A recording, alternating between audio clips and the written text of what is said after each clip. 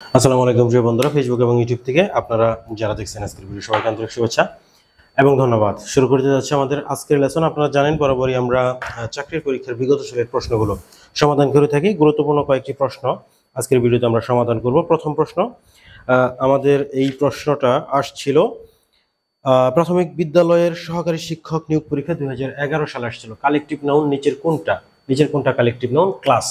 একটা ক্লাসে অনেকগুলো স্টুডেন্ট থাকে, একজন স্টুডেন্টের ক্লাস হয় না, এই ক্লাসটা এই জন্য কালেকটিভ নাউন। অনেক স্টুডেন্টের সমন্বয়ে একটা ক্লাস হয়, সো এটা হচ্ছে কালেকটিভ নাউন। বাসার একটা নির্দিষ্ট ব্যক্তির নাম প্রপার নাউন।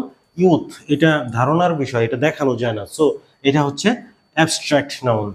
আর আইল্যান্ড এটা হচ্ছে একটা কমন নাউন। কোন দ্বীপ সেটার কথা বলা হয় নাই, সো কমন নাউন। পরের প্রশ্ন এইটা আসছিল আপনার শিক্ষক নিবন্ধন পরীক্ষা 2012 সালে আসছিল এই প্রশ্নটা। Shahid did not join the army. Army কোন পার্ট অফ স্পিচ? দেখেন, আর্মি একটা কালেকটিভ নাউন, কারণ আর্মি এখানে আর্মি বলতে সৈন্য দল বোঝানো হচ্ছে। সৈন্য দল তার মানে অনেকগুলা সৈন্যের সমন্বয়ে যে দলটা সেটাকে আমরা আর্মি বলি, সো এটা কালেকটিভ নাউন। এরপরের প্রশ্ন এটা আসছিল আপনার বিসিআইসির সহকারী ব্যবস্থাপক 2011 সালে এসেছিল এবং সামরিক ভূমি ও ক্যান্টনমেন্ট অধিদপ্তরে 2023 সালে এই প্রশ্নটা আসছিল। I saw dash of cows in the field, অর্থাৎ হচ্ছে গরুর আমি পাল দেখেছিলাম, গরুর একটা পাল আমি দেখেছিলাম। সো গরুর পাল মানে হচ্ছে হার্ড, মানে কোনো প্রাণীর পাল, গবাদি পশুর পালকে ইংরেজিতে হার্ড বলে। হার্ড, এই হার্ডটা কিন্তু কালেকটিভ নাউন, যেহেতু এটা গরুর পালকে বোঝায়, একত্রিতভাবে বোঝায়, সেটা হচ্ছে কালেকটিভ নাউন। কিন্তু এখানে জানতে চাওয়া হয় না যে এটা কোন পার্ট অফ স্পিচ। এখানে শূন্যস্থানে কি বসবে সেটা জানতে চাওয়া হয়েছে। এখানে বসবে হার্ড। আমরা জানি যে হার্ড দিয়ে গরুর মানে পশুর পালকে বোঝায়। এখানে গ্রুপ মানে দল, আর সোয়ার্ম মানে হচ্ছে পাখির ঝাঁক, ফ্লক মানেও কিন্তু পাখির ঝাঁক বা জাহাজের বহরকে বোঝায় অনেক সময়। সো হার্ড আমরা এখানে ইউজ করব। এরপরে এই প্রশ্নটা প্রাথমিক সহকারী শিক্ষক নিয়োগ পরীক্ষা 2013 সালে আসছিল। আলী স এ ফ্লক অফ শিপ।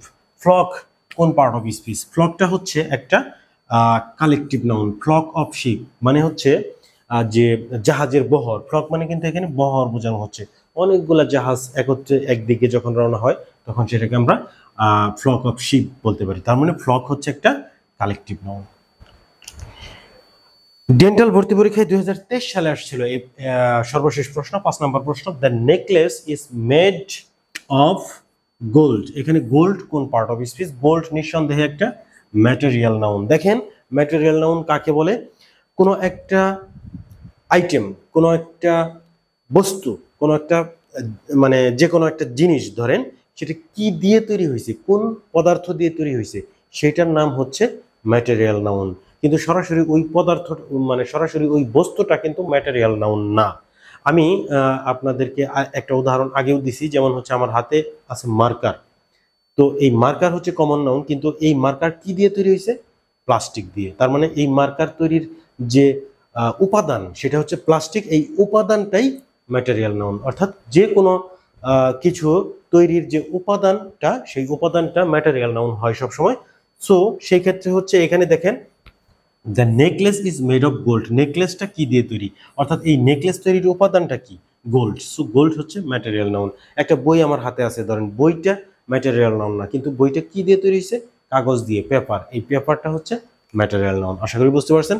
আপনাদের ভিডিও যদি আজকের ভিডিও যদি ভালো লাগে, লাইক কমেন্ট শেয়ার তো অবশ্যই করবেন। ফেসবুক এবং ইউটিউব থেকে ফলো এবং সাবস্ক্রাইব করবেন। খুব শীঘ্রই আপনাদের সাথে আরও একটা ভিডিওতে দেখা হবে। Thanks for watching this video. Allah হাফেজ।